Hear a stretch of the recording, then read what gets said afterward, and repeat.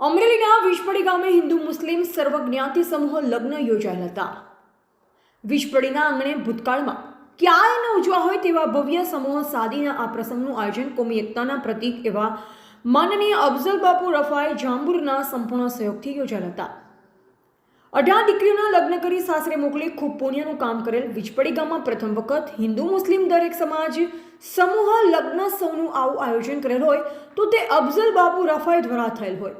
મોભી સમૂહ લગ્ન સમિતિ ગુજરાત કંજુલ ઉમ્માલ એજ્યુકેશન એન્ડ ચેરિટેબલ ટ્રસ્ટ દ્વારા આયોજિત સમૂહ લગ્નમાં 18 યુગલ જોડાયા હતા. માનનીય અફઝલ બાપુ રફાઈ અને ચેરમેન સોહેલભાઈ રફાઈ અને તેમની પૂરી કમિટી દ્વારા અનેક સેવાકીય પ્રવૃત્તિ કરવામાં આવી રહી છે.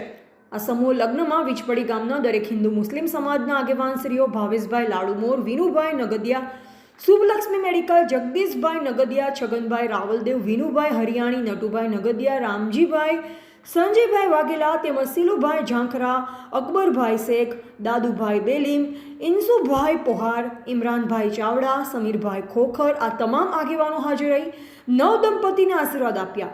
આ સમૂહ લગ્ન સૌને સફળ બનાવવા વિશપડી મોભી સમૂહ લગ્ન સમિતિના આગેવાન રસુલ ખાન પઠાણ તથા અબ્દુલભાઈ બેલીમ તથા વલીભાઈ બેલીમ રાત દિવસ મહેનત કરી આ સમૂહ લગ્ન સૌને સફળ બનાવેલ. રિપોર્ટર સમીર ખોખર, વિશપડી.